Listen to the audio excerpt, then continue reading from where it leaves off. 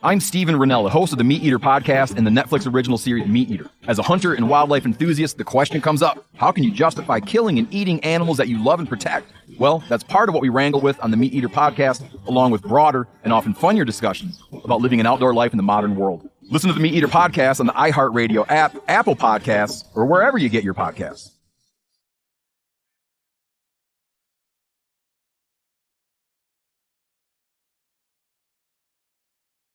In Atlanta, another body was discovered today, the 23rd. At Police Task Force headquarters, there are 27 faces on the wall, 26 murdered, 1 missing. We do not know the person or persons that are responsible, therefore we do not have the motive. From Tenderfoot TV and How Stuff Works in Atlanta. Like 11 other recent victims in Atlanta, Rogers apparently was asphyxiated. Atlanta is unlikely to catch the killer unless he keeps on killing.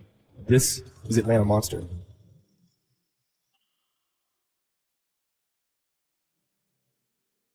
Hey guys, thanks for tuning into our first Q&A episode. I'm Payne Lindsay. I'm here with the Tenderfoot team and the How Stuff Works team. Hey, it's Jason here with How Stuff Works. I'm Meredith from Tenderfoot. And this is Donald from Tenderfoot. And today we're going to be going through some of the voicemail questions. To start this off, we received an overwhelming amount of listener voicemails, ranging from all types of questions. And today we've picked some of the best ones, and we'll be going through them individually and giving the best answers we can. Hi, my name is Jamal Anthony. Why this story? What made you guys decide that this was the story to tell? It's a very unique story, but it's very complex and seems to be ever-changing, so many moving parts to it. So what made you guys decide to pick the Atlanta child murders? That's a good question. Really, Donald Albright, my business partner here at Tenderfoot TV, he brought this story to me at first. I'd never heard of the Atlanta child murders. Donald, what inspired you to bring this up in the first place? Initially, I knew we wanted to do something different.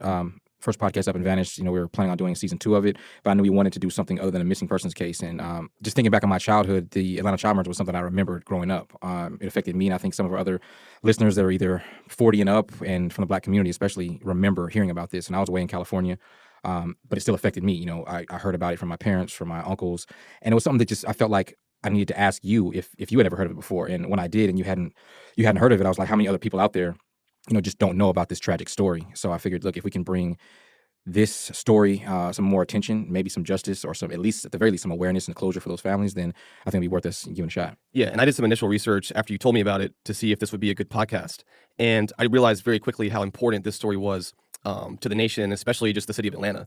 All the racial bifurcations in the story, the way it sort of shaped this city, and kind of it's had this sort of dark cloud over Atlanta for a long time. And it's something that was sort of swept under the rug. And the more you dig into it, the more you learn that just isn't readily available out there. Right. And I think also, I learned a lot. I thought I knew about this case. And I think a lot of people think that they know about this case until you actually do the research, listen to the podcast. So, the things that I thought, some of those were rumors, and those were dispelled by doing the research. So I got a lot from it. But I think the interesting thing also is that, we sat down with Jason from How Stuff Works, and you also, Jason, had this idea to do this podcast, so it kind of seemed like a perfect match, and that's why we ended up doing it together. So. Yeah, when I met you, Jason, I had just talked to Donald about the Atlanta child murders case, and we met for the first time in your office, and you brought up the Atlanta child murders. And I said, I'm not kidding.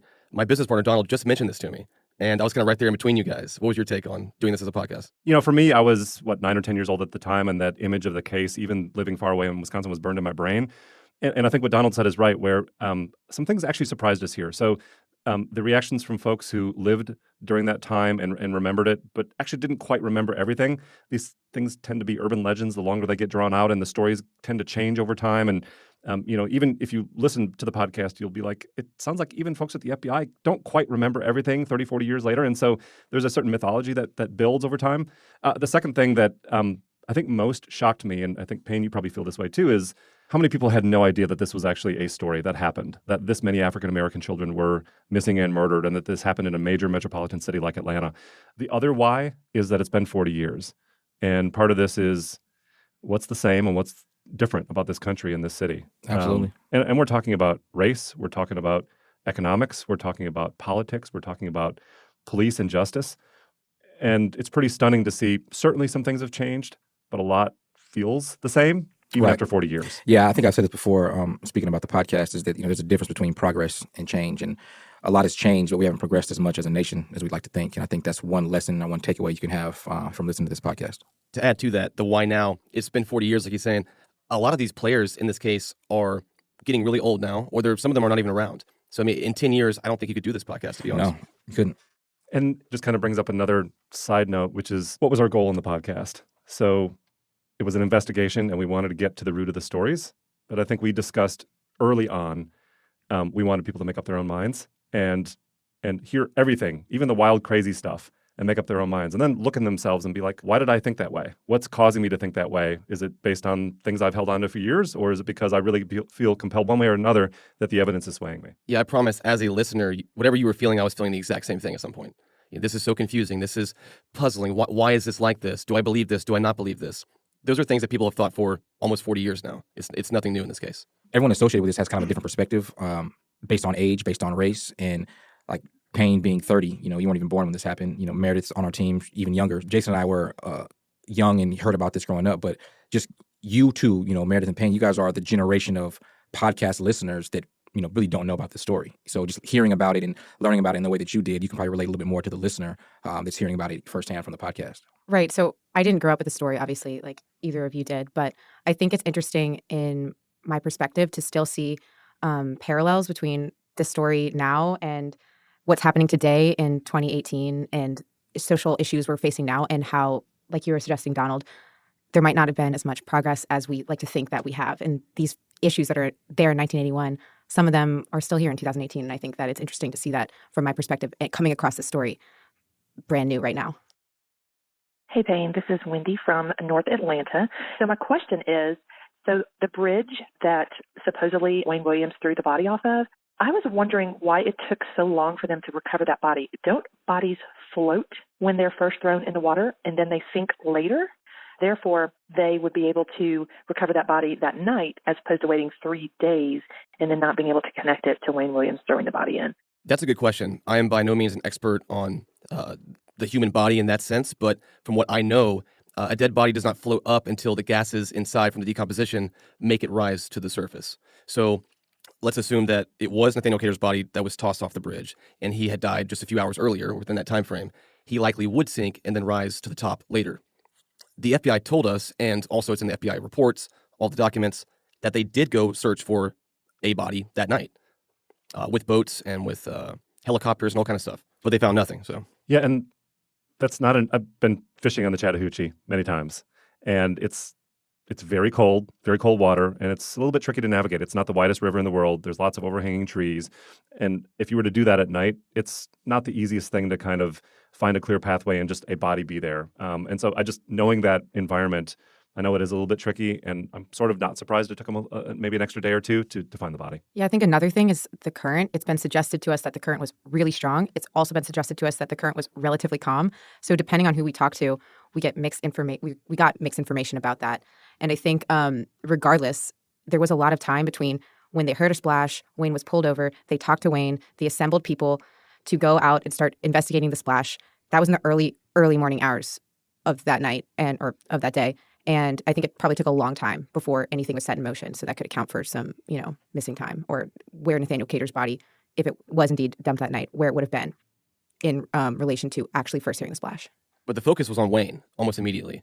You have this splash, this suspicious character on the bridge. It's late at night. So all the police officers, the FBI, are there focused on Wayne Williams. They're also trying to look for a body that one recruit claimed he heard hit the water. So it's late, it's dark. And I think that even McComas made a comment to us offhand, the FBI agent, that they didn't even launch a full investigation that night in the water because the current was strong and it was not safe to do. Yeah, and if you think about it, they didn't even really know for sure what they were looking for. They didn't know Nathaniel Cater was missing at this point. It wasn't that they were looking for someone in particular. They just, here's a kind of fishy situation, let's look into it. So I think that definitely is a good point to bring up, that McComas, they didn't know what they were looking for. They didn't even launch an official investigation yet. I think FBI also mentioned that the recruit under the bridge could have been as much as 50 yards away from directly where the body may have hit the water. So if he's, under the bridge, 50 yards away, and he hears a splash, he starts to, walk over there and then shine his light on the water. And by that time, even if the body has hit the water and initially come up before it sinks again and the current takes it away, you're looking at least a couple of minutes of someone walking and then looking around. The body can definitely have disappeared by that time. So, there's a lot of variables, I think. There's no definitive answer, really. They should have found it as soon as it hit the water or 3 days later.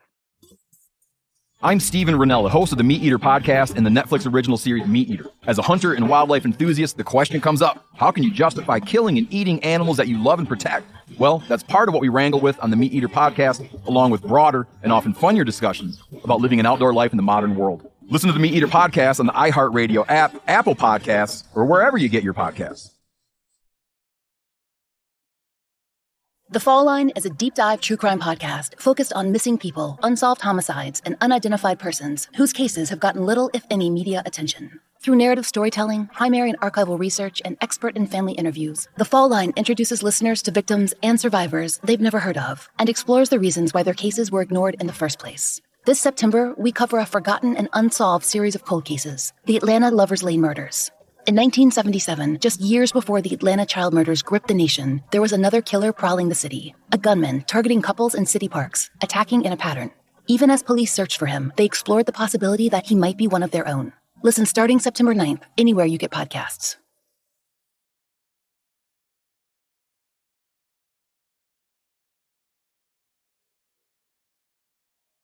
Hi, my name is Jillian. I just finished listening to your podcast. So if Wayne used to drive around in a blue car with like the police scanner, pretend to be a police officer or be the reporter and get all the information on the cops, how did he not know that the cops were at the stakeout and then and then avoid being caught regardless? There just seems to be, I'm just kind of confused about that. Well, according to Wayne Williams himself, he did know about this. He told me, it was in episode 10, in one of my last phone calls with him, that he knew about the bridge stakeouts. Was he telling the truth? I don't know. But according to Wayne, in 2018, he did know about the bridge stakeouts. And he did have a car that was like a police car with a police scanner. So he had the know-how and the ability to hear a police scanner and possibly find out about bridge stakeouts. I don't know if that helps or hurts his story, but that's what he told me. That's the only time I've ever heard him say that. Do you think he was that was just another turn in the story at the end? Because I don't think he even had the police scanner in the white station wagon. I think it was in some of the other vehicles. I have a tough time believing that he knew. And if he knew, why would he do it anyway? I think Wayne tends to say things and shape things as he's talking to people. And he shapes the stories in a way that fits whoever he's talking to and whatever he's trying to get across. I think in that moment, he felt compelled to tell me that, all this is ridiculous because he knew about these stakeouts when, I don't know why he didn't say that in his trial. I think it's a good point that he didn't necessarily have the police scanner with him in that car. I'm not sure if that was something he moved around to different cars. He moved around plenty of cars, as we know. But he did know enough about what was going on. This is me talking, assuming that Wayne did this, but he did know enough about what was going on to change the place of dumping to the rivers. So I don't think it was out of the question to think that he knew they would be looking at rivers by this point. It wasn't like this was the first body that had shown up in a river. Yeah, bottom line is kids were turning up dead in the Chattahoochee River. That was in the Atlanta Journal-Constitution. That was in articles. It was in the news. That was a known fact in Atlanta at that time. And mainly adults at the end showing up further and further outside the Atlanta city boundaries in rivers, again, as Popcorn says, because he heard the fibers were important, so he was stripping the clothes off of them. I'm actually really surprised that the law enforcement was able to keep their stakeouts a secret from the media. I don't know if there was an agreement with the media to keep it quiet, but for all the stuff that happened, to be able to essentially cover every one of these bridges out in the country for 30 days and no one know about it, I'm still surprised that didn't get out. I thought it was suggested to us once that maybe people didn't know exactly what was going on and where, but that they knew that police were staking out new locations. Even Captain Dave. Yeah, Captain Dave said offhand in our interview that he recalls on the police scanner, they were using code words. I don't remember what the word was, but it was some street name that he'd never heard of in Atlanta. He said, where is this street? Where is this? Turns out it was a code word for the bridge stakeout. And he found this out during that time period. So Wayne Williams having the same access that this guy has. And, it's plausible that Wayne would know about the bridge stakeout. The question is then, if he did, like Wayne's saying, if he did know about the bridge stakeout, then why is he going to the bridge at 3 a.m? Yeah, it's surprising, but it is conceivable. And I think it's important to remember that when he was pulled over, at least to us, he suggested that when he was questioned, he said, is this about the kids? Even if he's claiming his innocence, he knew that he was being pulled over in association with, the kids being missing and turned up murdered. So also, I think he could have known about the bridge stakeouts, and that's not going to deter if he's the one who's guilty of this. It's not going to deter that person from dumping them in the water. That was he believed at the time that it was getting rid of evidence. So the killer has to know. It's just common sense. If I'm dumping bodies in rivers, if there is a stakeout, they're probably looking at rivers and where these bodies are being found. And also, they say he was aware of the stakeouts. Doesn't mean he knew exactly which bridges, exactly which times, when the bridge stakeouts were ending, and that was the actual last night. So it's a lot of variables when it comes to that stakeout. Yeah, and I was going to say, just while we're on the topic of the bridge, again, over and over again, we were out at the bridge, and they have a kind of an extra fence on top now, one of those kind of curved rails that prevent people from jumping off into the river. And so we had to use a lift in order to get Randy over the top and drop him. But this kind of question of how could anyone Wayne's size pick up a body and throw him in the river? Well, if you look at the original bridge structure and some of the photographs, that structure is actually not that tall. It's less tall than a height of a normal car, and it is solid concrete. So the ability, again, I'm getting a little bit graphic here, but to pick up a body, even force it up against that concrete structure and push it over, to me that doesn't seem very difficult, even if those bodies were a lot heavier than the victims whose bodies were pushed over. Yeah, I mean, it's absolutely doable. I mean, if you take... You try to lift Randy. Yeah, if you take Randy at his height and weight compared to Nathaniel Cater, which is, it's been some back and forth about exact height and weight, but it's all very similar to what we were dealing with. And, my height and weight, not much different than Wayne Williams at that time. And I was able to take the dummy from about the middle of the bridge, drag, put my arms underneath the dummy's arms and drag it up the curb over to the bridge and lift it at least to my chest height and to be able to put it over what would have been the barrier at that time. It wasn't a scientific test being done by us. It was, what do we believe? Like, what did I just hear? Like, the best way to test this is to do it yourself and see if there's anything there. We put ears where the recruit heard this splash. So you as a listener got to hear what it could sound like. It wasn't altered. We literally bought these microphone ears to emulate the way people hear things. And so that's the closest we could possibly get. Hey, Payne, it's Gennaro again. Why did they rent so many cars during that period?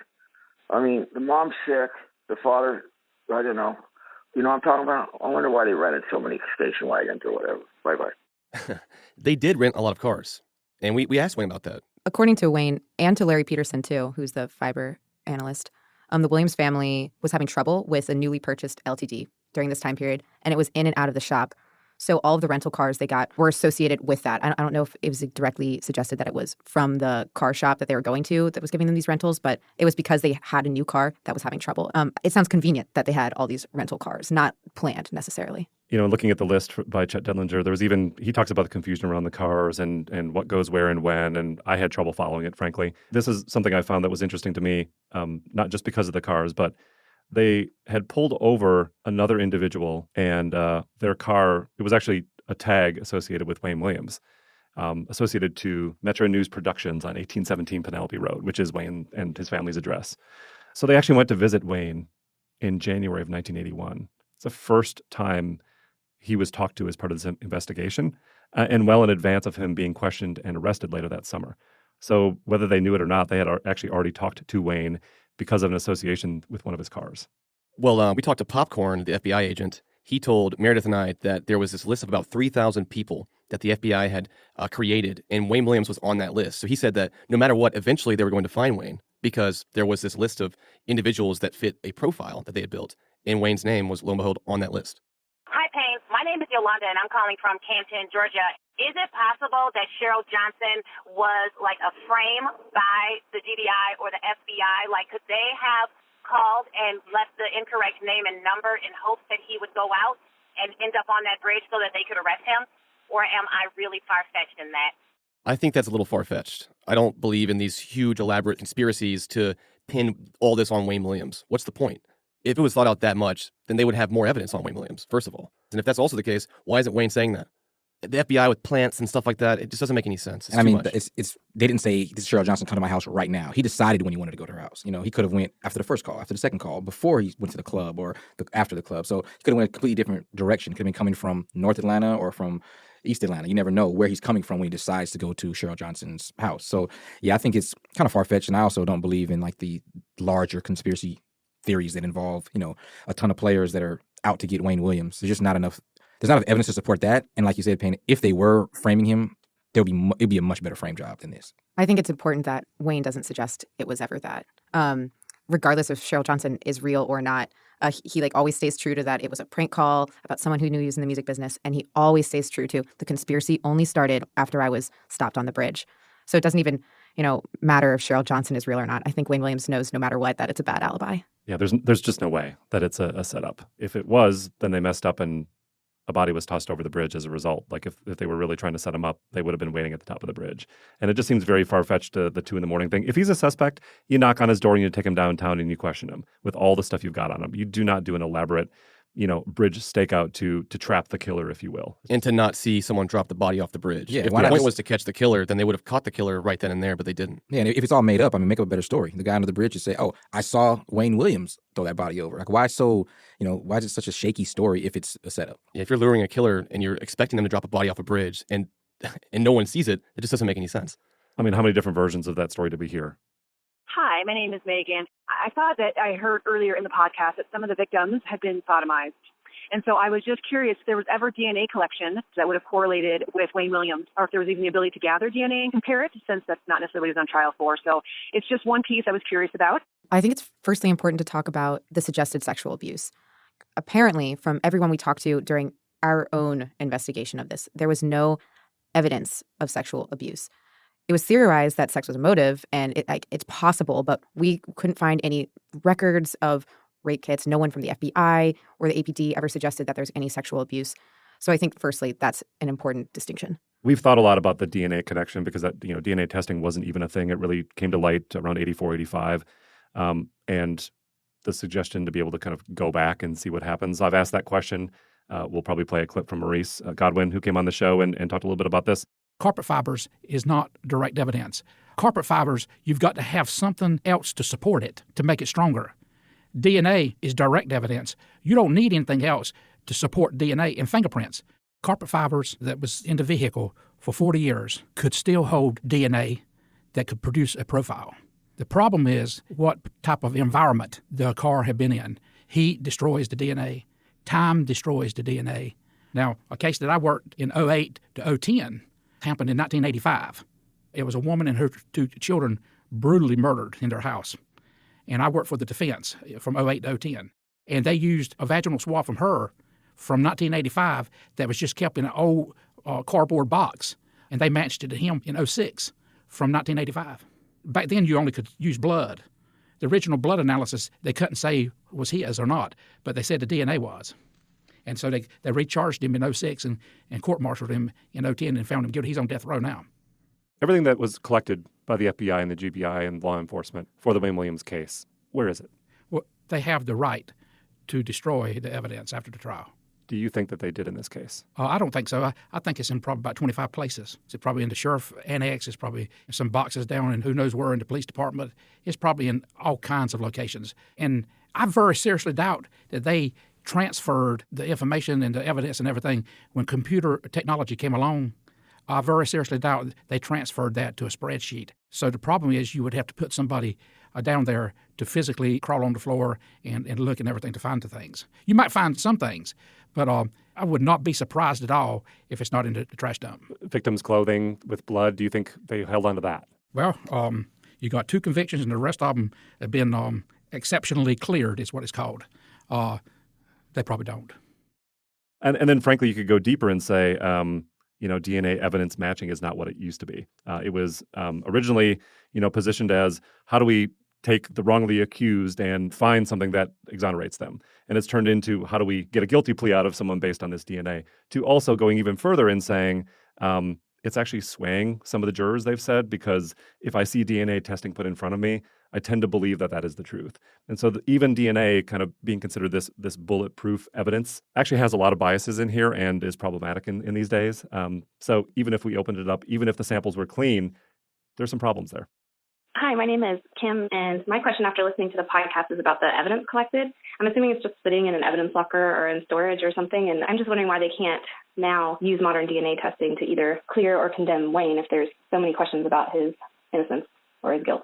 A couple points here. In 2010, there was a case update that actually said, in looking at DNA findings between Wayne Williams and Patrick Baltazar, it would have actually strengthened the case against Wayne Williams, not for him.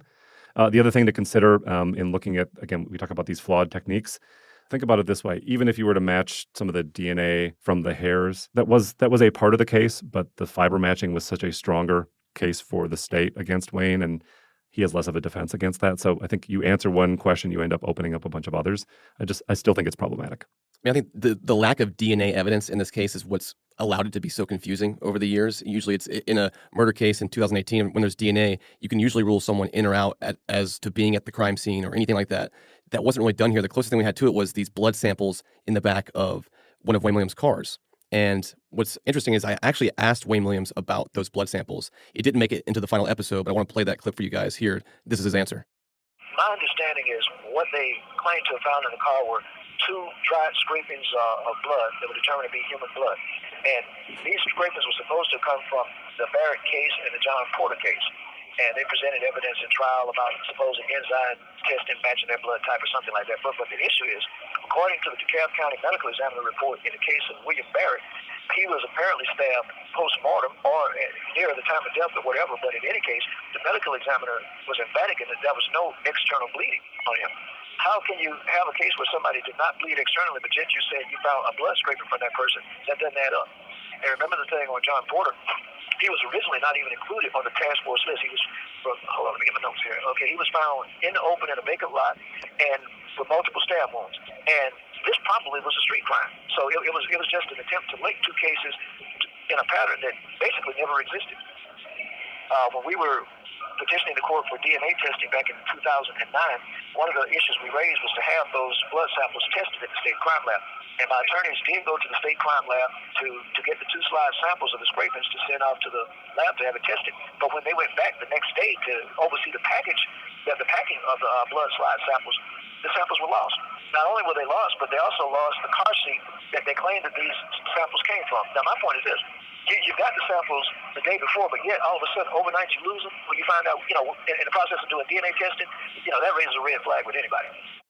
I have a somewhat related question that I've never been able to get my head around, and that's the lack of fingerprint evidence that came up a couple times, especially with Payne. I don't know the answer to that either. Do you guys have any thoughts there? It's certainly odd that there's no fingerprints of any of the victims inside Wayne Williams' home, if that's where they're theorizing that he killed some of these kids. I don't know if that's because they didn't dust the entire place. I do know that when Larry Peterson told us about the night that he went to the house to get the carpet samples, he told us exactly what he was looking for. He was not looking for fingerprints. He was looking for a match on the carpet. So he saw the green carpet, took the sample. He saw the purple material, took that sample. He knew what he was looking for. He came back that night, and it was a match. So I don't know if the focus was just not on fingerprints or what it was, but there weren't any. So I think one thing to consider is Wayne Williams had a leg up on anyone coming to search his atmosphere. In fact, people have said there's that one strange story of Homer in the backyard burning things, bringing boxes out to the trash. I don't know how good fingerprint evidence is or was then, but it sounds like there was some time to cover some tracks if there were tracks to be covered. Yeah. Even if you weren't covering your tracks as you were, committing these murders, you had time once you left that bridge, you knew that you were a suspect and you had time to then cover your tracks. And also, we don't know where else to look for fingerprints because there is no, where's the scene of the crime? You don't know where these kids exactly were when they disappeared. All we know is that, they have evidence from the house, evidence from the cars, and those are two places that he was able to clean up after himself. Yeah, the FBI didn't come into Wayne Williams' house and view a crime scene. They just viewed a normal-looking house. There was no body on the ground. There was nothing to definitively test for fingerprints.